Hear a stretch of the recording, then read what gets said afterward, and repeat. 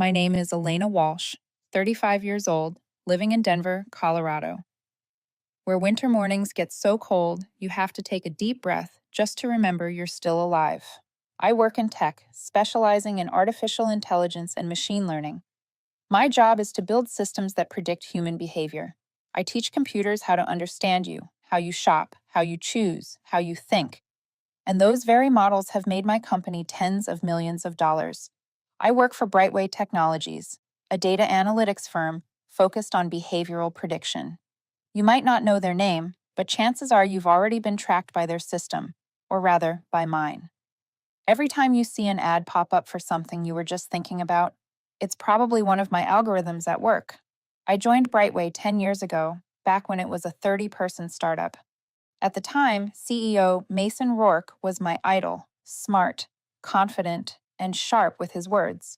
I still remember the first time he shook my hand and said, "This industry needs more women who think like you." I believed he meant it, and for years, I worked day and night to prove him right. And I did. In the past 3 years, the consumer behavior prediction system I developed became Brightway's backbone. The project, Project Horizon, as Mason loved to call it at press conferences, now accounts for over 40% of the company's total revenue. It's the reason Brightway went from a mid-sized business to the new star of America's data industry. 40% of revenue, a massive number, not just on paper, but in every contract I helped close. Every line of code I tested and optimized. I was the analyst, the architect, the tester, the optimizer. But on every public document, the credit line always reads, "Under the leadership of CEO Mason Rourke, Brightway achieved a major breakthrough in AI." My name never appeared, not once. In leadership meetings, Mason liked to say, "We have an amazing AI team." Team. But in reality, that team was just me, and occasionally an intern entering data by hand. I was never hungry for power. I didn't need my name on the front page. I just wanted acknowledgement. Once would have been enough. But it never came. I had the chance to leave. 3 years ago, a former colleague at Google reached out. "Elena, we're building a new AI recommendation team. You'd be perfect for it. The pay's at least double." I looked at her email, then at the system I was still building at Brightway. I'd poured sweat, tears, and thousands of late nights into it. I thought, if I stay, if I'm loyal, they'll see me. I told her. "I believe loyalty gets rewarded." She paused. "Elena, I hope you're right." 3 years later, I was still at Brightway. Same desk, same chair. No new title, no real raise. But I didn't complain. I'd been taught that hard work is its own reward. I live with my mother, Evelyn, 62, a retired court clerk. She's now in a wheelchair because of type 2 diabetes complications. Every month, her medications and therapy cost nearly $2,000. I cover all of it. My younger brother Josh is in college in California, studying journalism. I pay his tuition, his rent, and his living expenses, all of it, alone. I never told anyone. I didn't want my coworkers to think I was whining. I wasn't. I was just tired. Tired of trying so hard to be seen and still being invisible. Sometimes Mason would walk by my desk, pat the back of my chair, and say, "Good work, Elena. Keep it up." Then he'd walk away, not even remembering which project I was on. I don't know how many people he's said that to, but every time I'd smile and reply, "Thanks, Mason." Then keep working. Everything changed because of one invoice, a single sheet of paper that made me realize 10 years of loyalty meant nothing. It was my mother's new medical bill, $1,480 a month, not covered by insurance. I opened my bank account. After rent, utilities, and my brother's tuition, I had just over $2,000 left. I stared at that number, then at my screen, the predictive revenue model I'd just completed, which had saved the company $5 million in marketing costs in 1 quarter. $5 million for them, $2,000 for me. I laughed, not out of sadness, but at how naive I'd been. I didn't need a thank you. I needed fair pay. That night, after helping my mother to bed, I brewed tea and opened my personal laptop. I went into the personal projects folder, where I kept my off hours ideas, ad efficiency predictors, data distribution optimizers, all time stamped, neatly documented. I reread my own notes. Some of what Brightway was using had never been formally transferred to the company. I wasn't a lawyer, but I knew this much. Anything I created on my own time, with my own equipment, was mine. I took a deep breath, opened a blank document, and typed the first line: Salary Adjustment Proposal, Elena Walsh. Below it, I wrote, I've generated over 40% of Brightway's total revenue in the past 3 years. A 10% raise is a reasonable reflection of the value I bring. I stared at the words for a long moment. They were simple, logical, polite, and completely true. But deep down, I knew I had just opened a new chapter of my life. I sent the salary proposal email at 7:58 in the morning. The subject line was clear and simple: Salary Adjustment Request, Elena Walsh. I attached a 42-page document detailing every project I'd led over the past 3 years: model performance reports, revenue generated, client cost savings, and positive feedback from both sales teams and customers. I did it like a scientist, with data, evidence, and no emotion. I had no illusions in my head. I wasn't expecting a thank you, fireworks, or a celebration. All I wanted was fairness, or at least a respectful conversation. The meeting was scheduled for Wednesday afternoon in the executive conference room on the 7th floor. Attending were Mason, the CEO, Judith from HR, and me. I arrived 5 minutes early. The glass walls of the room looked out over the sunlit city. I stood by the long table, holding a printed copy of my report. Mason came in last, in his usual fashion, smiling, patting my shoulder as if this were some friendly catch-up. Well, Elena, what do we have here? He said, sitting down and opening his laptop like it was just another routine meeting. I kept my tone steady. I'd like to discuss my salary adjustment proposal. I sent all the relevant details in the email. I handed him the printed report. Mason flipped through the first few pages, nodding, eyes still on his screen. Impressive. You've really done great work. Then he looked up, smiled, and suddenly laughed. But 10%? You want a 10% raise after what, 10 years? 12? The laughter echoed against the glass walls like a cold, sharp blade. I stood still, gripping the folder as if holding on to my last bit of dignity. Judith gave a nervous smile, clearly uncomfortable but saying nothing. Mason continued, Elena, you know I value you. You're talented. But you're a back office function, not a direct value creator. The board doesn't care who writes the code. They want to see who closes deals, who's in the spotlight representing the company. I swallowed hard. I think 40% of total revenue coming from the system I built qualifies as direct value. Mason tilted his head, still smiling. Don't take it personally, Elena. This is business. And in business, everyone is replaceable. Each word hit like concrete against my chest. It wasn't just a rejection. It was erasure. Not a, we'll revisit next quarter. Not a, budget's tight right now. It was, you don't matter. I stayed still, forcing my voice not to shake. I understand, I said, though I didn't. I gathered my papers, the pages trembling slightly in my hands. Mason's tone softened, as if to make up for it. Don't be upset. I know you're good, but honestly, the board doesn't even know who you are. If you think you're worth more, maybe you should try your luck somewhere else. I nodded, thanked him, and walked out. I can't even remember if I took the stairs or the elevator. All I remember is sitting back at my desk, staring at my cold coffee and the new email on my screen. Brightway's AI system named one of top 10 in the US. And right below it, a caption. Congratulations to our visionary CEO, Mason Rourke. I stared at that line for a long time. Visionary CEO. The man who never wrote a single line of code. The man who couldn't tell supervised learning from reinforcement learning without his assistant whispering in his ear. The man who laughed at me for asking for a raise, smaller than what he spends on a single dinner meeting. I opened my drawer and pulled out the brown leather notebook where I'd written down all my personal projects. Product recommendation models developed after work hours, Ad targeting algorithms are improving behavioral accuracy. Automated A/B testing analysis. Every entry was dated, labeled clearly, developed outside company hours, on personal laptop, no company resources used. I flipped to a page marked in red ink. Project ARC, context-driven deep learning framework for user behavior.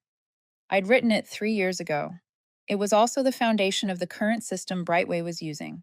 And right then, between faded lines of ink, I didn't just see an algorithm.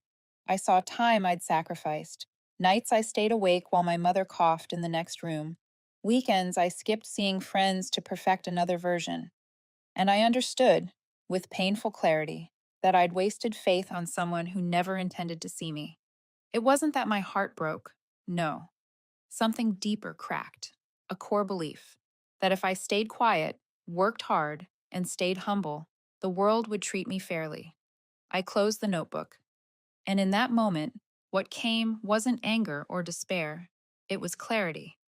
I couldn't expect others to value me if I didn't start acting like I had value myself. That night, I didn't go home right away.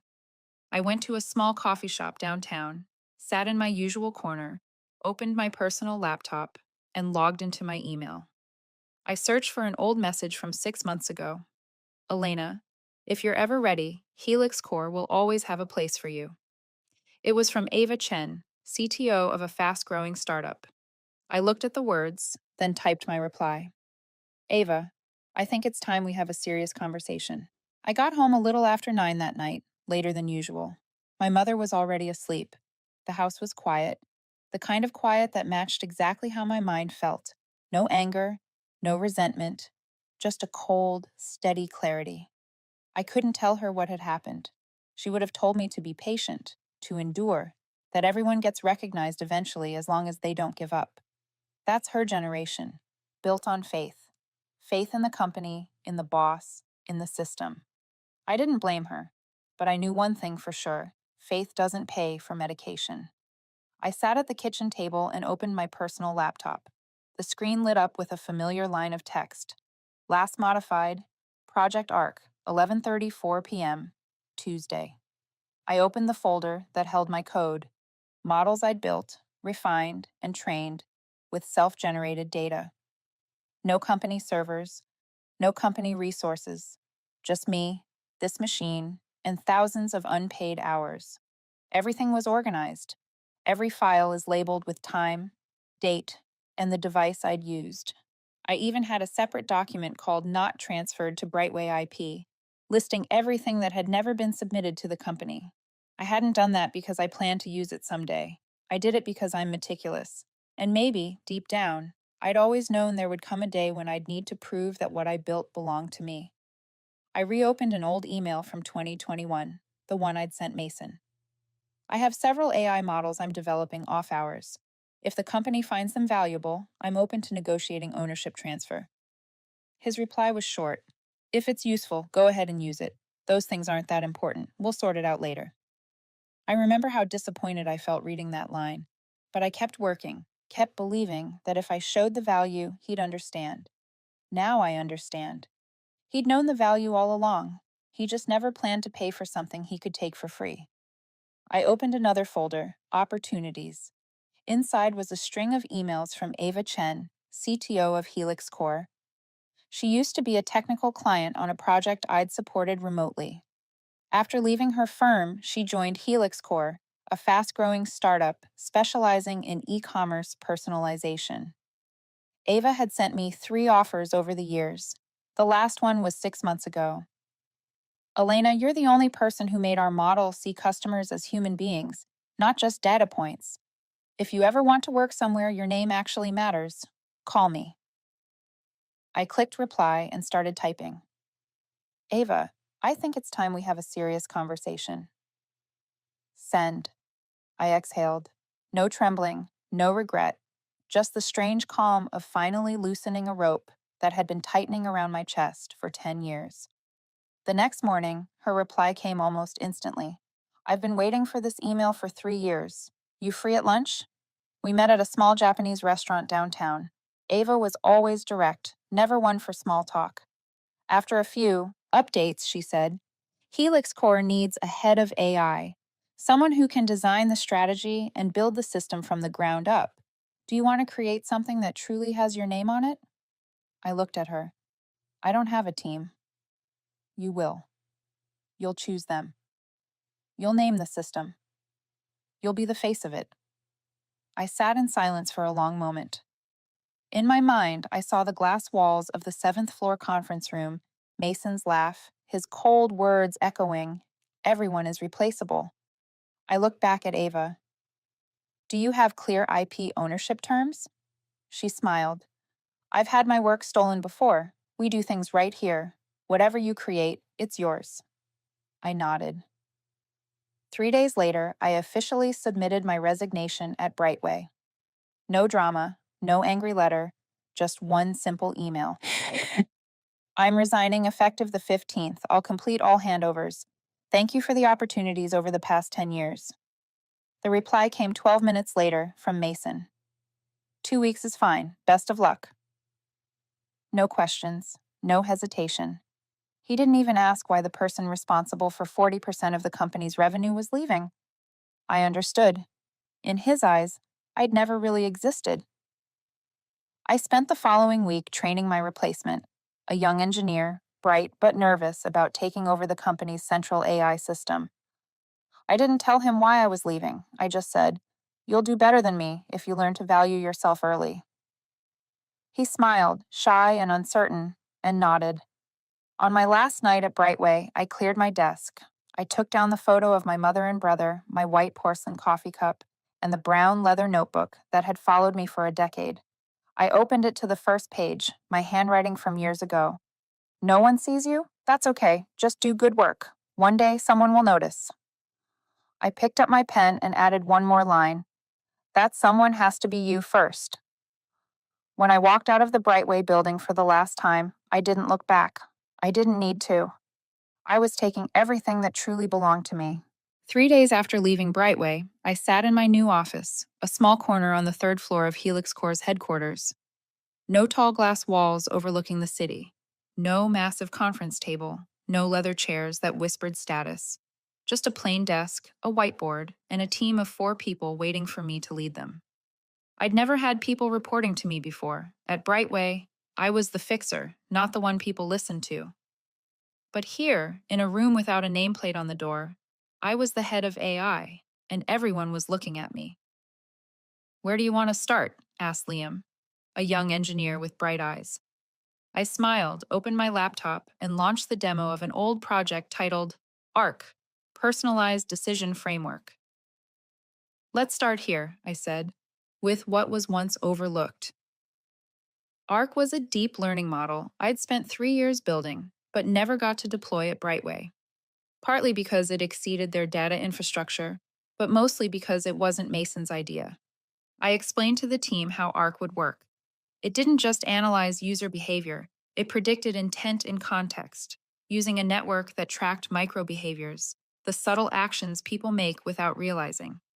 Instead of simply suggesting products, ARC understood how a user felt, where they were in their journey, and responded in ways that fit their emotional state, not just corporate profit. Liam's eyes widened. "It's like reading their minds." "Not reading," I corrected. "Understanding. And understanding to serve, not manipulate." That was the biggest difference between me and Brightway. I never wanted to build a machine that coerced people into buying. I wanted technology that respected them as human beings. Ava, the CTO, stepped in mid-meeting. "Everything okay here?" "I need full access to user data from our 3 pilot clients, yeah," I said. She nodded without hesitation. "You have it." I wasn't used to that, to not being second-guessed, to not spending months defending an idea. At Brightway, it took me 4 months to get approval for a single test model.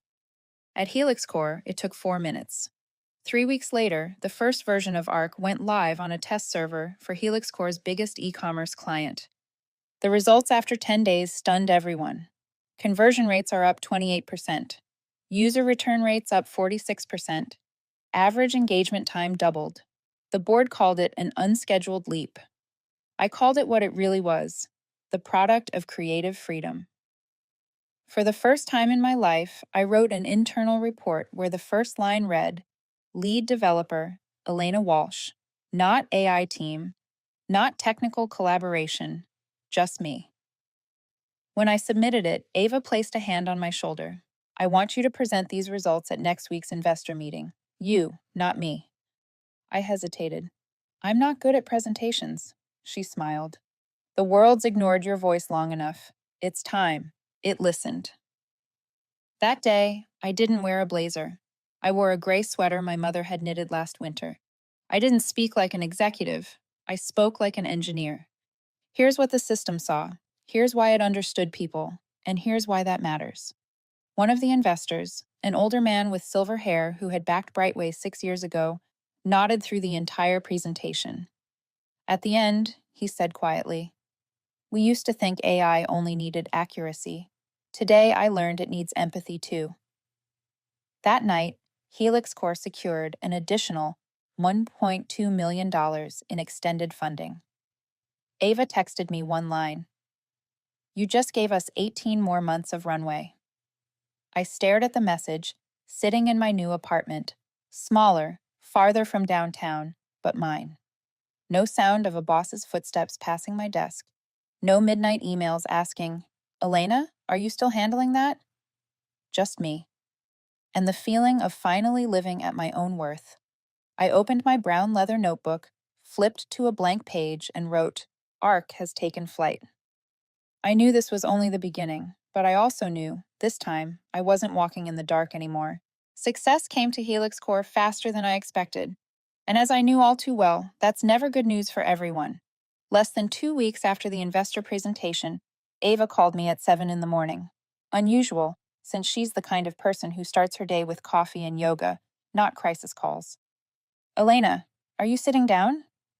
Her voice was tight. I am. What happened? Unified Media Group is pausing the contract. I froze. Unified was Helix Core's biggest pending client, a $4 million ARC deployment. We'd passed every trial phase. All that was left was a signature. Why? They said they've gotten signals from the market that our technology might involve unclear intellectual property. I didn't need her to say the name, Mason Rourke. I could picture him in his top floor office at Brightway reading the industry brief about Helix Core, seeing my photo in the investor report and realizing he'd let a diamond slip through his fingers because he thought it was just a stone.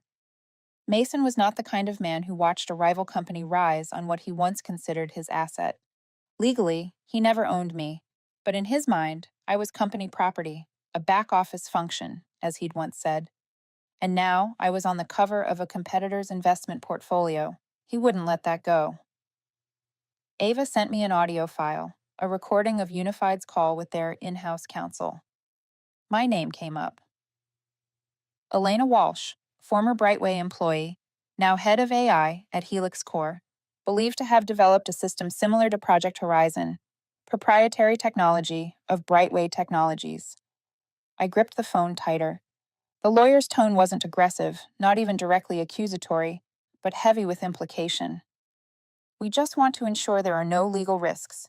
Mr. Rourke takes intellectual property very seriously. I knew this tactic. It wasn't a lawsuit. It was manipulation through suspicion. A well-timed whisper that made any partner hesitate, especially when marketing budgets were tight and no one wanted to touch potential legal trouble. I took a slow breath. Ava, I'll handle it. I opened my laptop and pulled every file I'd ever documented, from notebooks to personal drives. Every line of code, every technical note, every timestamp I'd logged out of habit now became a legal shield. I wrote a 27-page report and sent it to Helix Core's legal team and Unified Media Group. Detailed development timelines for each algorithm. Device logs showing none belong to Brightway. The 2021 email from Mason. Go ahead and use it. Not that important. Proof that I'd once offered to negotiate IP transfer and been ignored.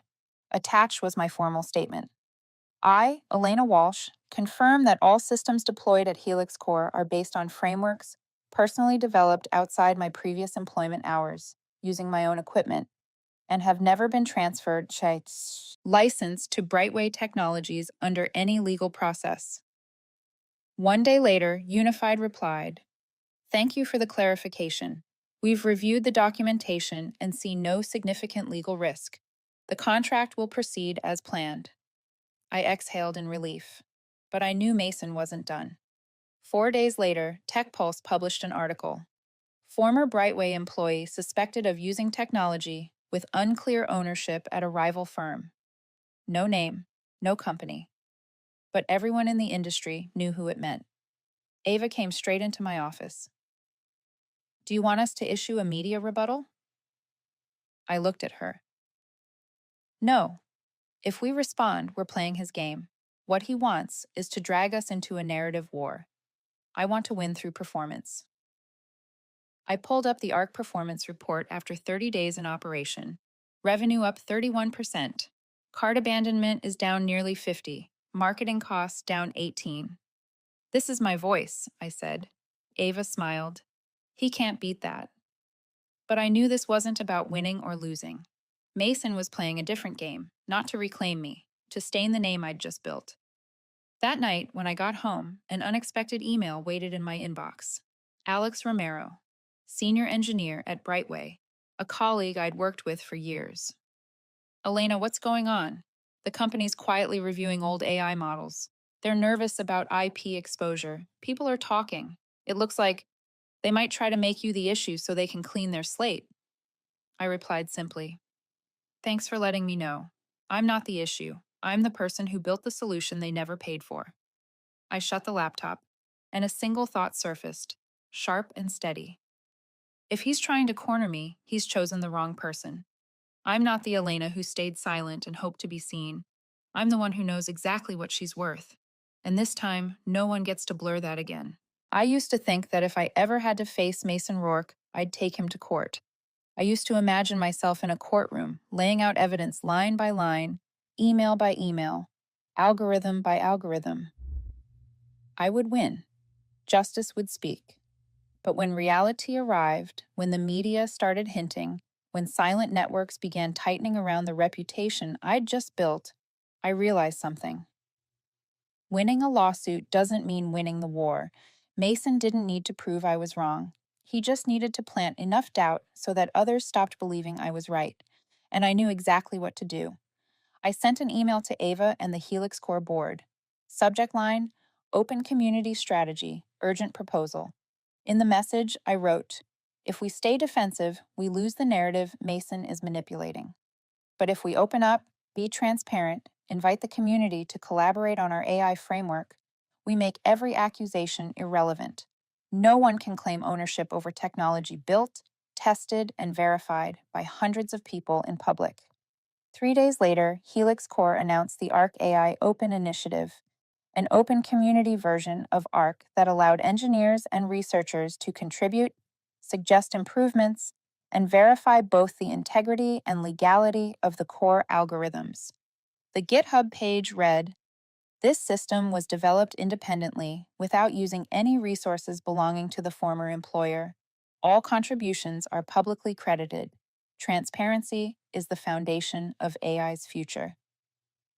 The morning it went live, the response hit like a tidal wave.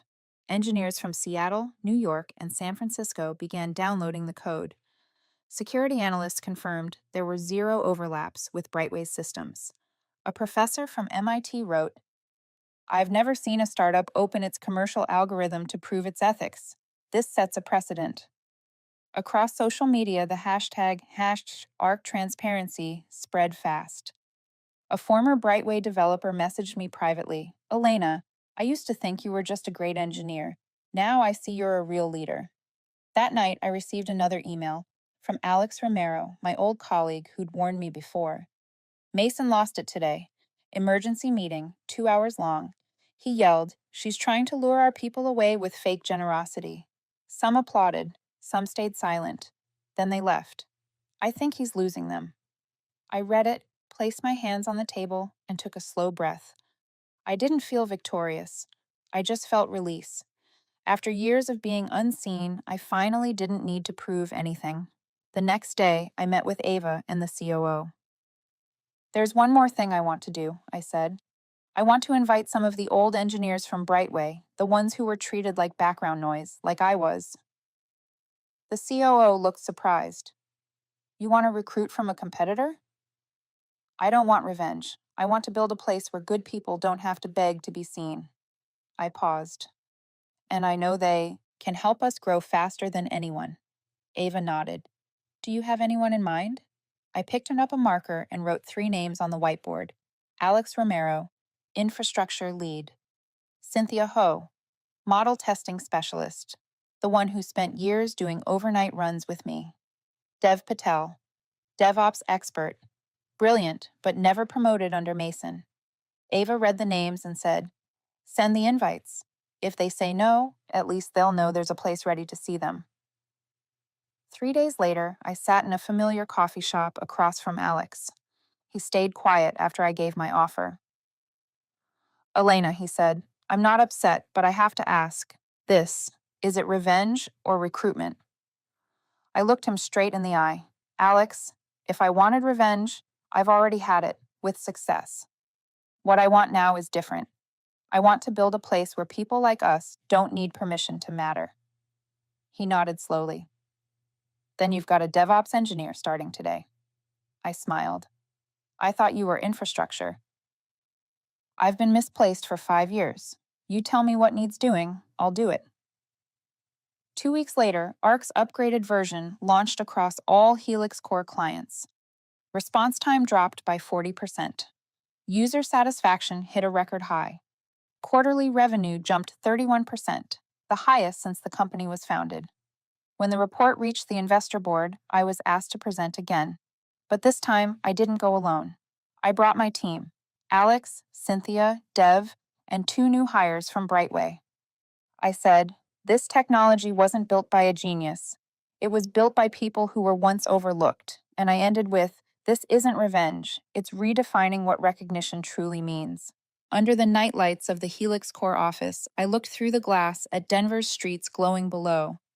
What I felt wasn't victory. It was a calm determination, the kind that comes when you know you did the right thing. Brightway was starting to unravel. The board called emergency meetings. Several major clients who had once signed long-term deals with them, after seeing Arc outperform every benchmark, began pulling out of extensions, delaying renewals. One retail conglomerate, once Brightway's flagship account, sent a letter to its board demanding a review of whether its AI partner was still a sound choice. The shadow of intellectual property risk that Mason had cast was now haunting his own company. As the first sounds of collapse echoed, Mason began to crack. I received an internal memo from an old contact at Brightway. "The board is holding a special session this Friday. There's talk of replacing the CEO if revenue keeps falling." I didn't feel joy. I didn't want to see anyone destroyed, but I knew this much. If everything he'd built was so fragile that it couldn't stand without suppressing others, then its fall was inevitable. A week later, during a public investor briefing, Mason was asked to explain the company's revenue drop. He stepped up to the podium, voice low, trying to hold composure. He said, "The market is shifting. Younger firms like Helix Core have more flexibility." I could almost see it in his eyes. He wasn't looking at the audience. He was looking at me. And behind that look, there was fear. Inside Brightway's AI division, people were leaving. Others stayed silent. Alex told me several senior engineers, people I'd once worked beside, were preparing their resignations. They didn't want their names tied to what the industry was now calling the old company. One Wednesday afternoon, I received an email from a former senior manager at Brightway, the man who had originally hired me.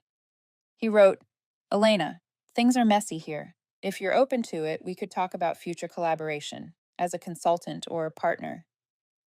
I set my phone down slowly. I didn't reply. I didn't need him anymore. I needed to keep building, not look back. Brightway's mistakes were spilling into the open: unqualified leadership, random cost cutting, no investment in research.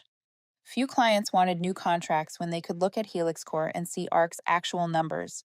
Not marketing slogans, but proven results. Tech reports began calling it Brightway's AI downturn week. Their once praised system was now rumored to be stagnating. Mason could no longer control the story. Analysts dissected Brightway's code structure, comparing it line by line with ARC, neural modules, data preprocessing, and exception handling. The very details I used to call the subtle marks of careful work were now being used to expose the difference. The board grew restless. They wanted leadership grounded. In reality, someone who didn't just talk about AI, but made it deliver. Mason proposed a major restructuring, cutting R&D to focus on sales. But it was like patching a torn suit with tape. Meanwhile, Helix Core kept moving forward, releasing ARC updates, emotion sensitivity features, and ethical data modules. None of it came from Brightway's systems. It came from the open community we'd built. The engineers I'd invited from Brightway contributed too, under their own names, not as former Brightway anything. One night, Ava called me. One of the people we brought over, Cynthia, just got an offer to return to her old company, higher title, better pay. I listened quietly. Tell her this, I said. If she wants to go back for a title and a paycheck, let her. But if she wants to stay for recognition, she belongs here. Ava laughed softly. She chose to stay. That was the first time in months I truly breathed easy. Brightway's stock kept falling. Rumors spread of lost partnerships, internal chaos, and waves of resignations. Mason was criticized in industry press for mismanaging talent, for treating his back office employees like they didn't matter. Then one day, Mason asked to meet me, not in a boardroom, but in the same small cafe where I'd spent so many nights rebuilding myself. He sat across from me, cheeks drawn, voice rough. You know, he said, I could bring you back. Senior advisory role, shares, benefits. I looked him straight in the eyes. My voice was steady. I don't want to go back, because when I was there, my name was invisible. Here, I have my name and the freedom to build. He said nothing. His silence was heavy.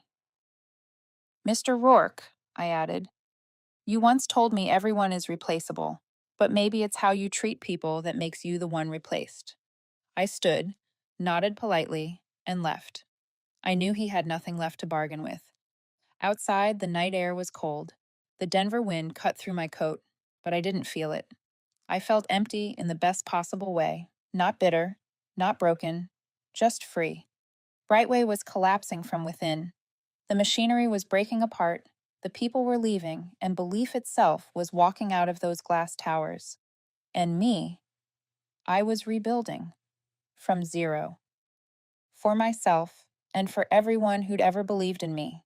3 days after that awkward encounter in the parking lot, Mason called me. This time, his tone wasn't clipped or commanding. It was lower, almost apologetic. Elena, he said, I know you have no reason to listen to me, but if there's any part of you that still believes in responsibility, meet me once. Formally, in the office, no pretense. I don't want to talk about Helix Core or ARC. I want to talk about the people left behind. I agreed, not out of curiosity or pity, but because I needed to know whether the man who once laughed at me in front of an entire boardroom still had anything left worth saving from the wreckage he'd made. The meeting took place on Thursday afternoon in a temporary office Brightway had rented, after shutting down its headquarters for financial restructuring. The room had none of the grandeur of his old office, just a wooden table, 2 chairs, and an aging projector. Mason stood when I walked in, but didn't extend his hand. I don't know if you'd even want a handshake anymore, he said. I sat down quietly. Go ahead. He drew in a deep breath before speaking. After you left, I tried to save the company the only way I knew how. Cuts, restructuring, new leadership. But I forgot that what keeps a company alive isn't structure, it's people. He paused, looking at me. The ones who left because of you. They didn't go for money or benefits. They went because for the first time, someone actually saw them. I said nothing, keeping my eyes steady. Last week, he went on, one of our engineers, 9 years with Brightway, resigned. In her letter, she wrote, "I can't work for a place that treats creativity as property and people as disposable." I cried, not because I lost an employee, but because, for the first time, I understood what I'd done. He stopped, then spoke faster, like he didn't trust himself to hesitate. "I'm not here to apologize.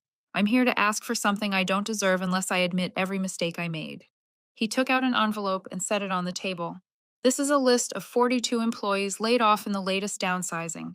All of them once worked with you. None of them did anything wrong. They were just caught in a broken system. I don't have the means to keep them, but I can't let them disappear into silence the way you once did." I opened the envelope slowly. The list was neatly printed: names, positions, skills. Attached was a proposal for collaboration between Brightway and Helix Corps, funding for retraining, staff transition support, and public acknowledgement of contributions if they were hired. I looked up at him. "You think this makes it right?" "No," he said. "I know it doesn't. I just don't want to keep being wrong. If they have a second chance, I want it to come from somewhere that values them." I glanced at the list. Cynthia's name was third, a colleague who had stood beside me for years. "One condition," I said. "Name it. I want every one of their names credited publicly in any product that uses their work. No company logos, no anonymity, real names, real contributions." Mason nodded. "I agree, and I'll sign it. Publicly." We sat in silence for a moment, not as rivals, but as two people who finally understood that neither of us wanted to keep feeding the same cycle of loss. Before I left, he said one last thing. "Elena, thank you for not taking revenge. If you had, I wouldn't be standing here today." I didn't turn around. I didn't need to see him to know. For the first time, Mason Rourke wasn't speaking to win. He was speaking to lose, the right way. That night, when the lights in the Helix Corps office were off except for the dim glow of the hallway, I stayed at my desk, watching the ARC dashboard still running on the screen. I thought of the sleepless nights at Brightway, the pen that had run out of ink in my brown leather notebook, the countless times I'd walked out of a meeting with a heavy heart. A year had passed since I walked out of Mason's glass tower, since that day in the cafe when he asked for collaboration, since Helix Corps opened ARC's code to the world. And now, I stood exactly where I once dreamed of being at 25. Not someone who wanted to be seen, but someone who could no longer be replaced in her own eyes. Today, at Denver's biggest tech event, Summit AI Future, I was invited to speak on stage. The setup was grand, the auditorium full. CEOs, engineers, investors, students. The lights were blinding and the mic buzzed as they tested the sound. It wasn't pressure, it was purpose. As I stepped up, my heart trembled slightly. I looked out at the sea of faces, curious, eager, some who had followed my story since that viral video titled "My Boss Laughed." I took a deep breath and smiled. I want to tell you a story, not about a genius breakthrough, but about someone who was once ignored. I told them about my early years at Brightway, how I built the ARC algorithm, working nights while my mother was in the hospital, paying my brother's tuition, sending an email to transfer IP rights that was never answered. I told them how Mason laughed when I asked for a raise, how I packed my desk the day I resigned, and how I walked into Helix Corps with nothing but a will that refused to bend. When I spoke of ARC's open source release, I saw the audience leaning in. I talked about the engineers from Brightway I'd invited, not for revenge, but because they deserved to be heard, to contribute, to be recognized. I told them about meeting Mason again, where I turned down his offer to return but accepted a humane partnership, a transition program for laid-off employees with their names credited in full. I spoke of Brightway's collapse, how it lost clients, lost talent, and how Helix Corps rose through transparency, ethics, and engineering excellence. Then I paused, drew a long breath, and said, "What I want to emphasize today isn't Helix Corps' victory, it's this. Your worth isn't decided by others. They might not see you, they might dismiss you, they might laugh when you ask for a small share of what you built. But if you know your value, if you document your work, protect your voice, and choose to build instead of retaliate, you stop being replaceable. The room fell silent. Then the applause came, long, echoing. I looked at the screen behind me, the ARC logo glowing bright, and felt something rare, not pride, not relief, but conviction.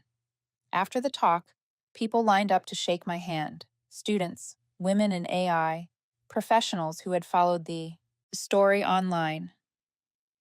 Your story gave me hope. Thank you for showing us how not to be replaced. I won't stay silent anymore. Among them was Cynthia, standing just behind the crowd. She smiled. I'm proud to stand beside you. I squeezed her hand gently. The story we'd built together wasn't about revenge. It was worth about. A few days later, Helix Core released new quarterly data. Revenue up 38%, client base doubled, partnership renewals at record highs. ARC had become the top personalization AI platform in the industry. Several former Brightway clients sent collaboration requests, not to the old Elena, but to the name that now stood on its own, Elena Walsh, creator of ARC. Months later, Brightway officially announced Mason Rourke's resignation following a board decision. The company entered a new restructuring phase, searching for leadership that valued people as much as numbers. One morning, I walked into Helix Core's new headquarters, a taller glass building than before. In the main lobby hung the ARC logo. I asked for one addition, a wall of the development team, with every name listed equally, mine among them. The same names once invisible at Brightway now stood level with the leaders. When I reached my office, looking out at the Denver skyline, a new email appeared. From Mason. Sent from his personal account. Subject: You were never replaceable. Rourke. It read, Elena, in Brightway's final days, I kept wondering what I could have done differently. I misjudged that your silence meant acceptance. But you didn't. You did what I couldn't. Stood up for value. Thank you for not letting the world overlook you. Mason Rourke. I smiled and set the phone down. 10 years. 10 years of sleepless nights, mockery, and invisibility. But today, I don't need anyone to see me. I see myself. And because of that, my name, Elena Walsh, is no longer the forgotten one. It's a name with weight, with impact, with reach. Those who once couldn't see me no longer matter, because today I am the one who cannot be replaced.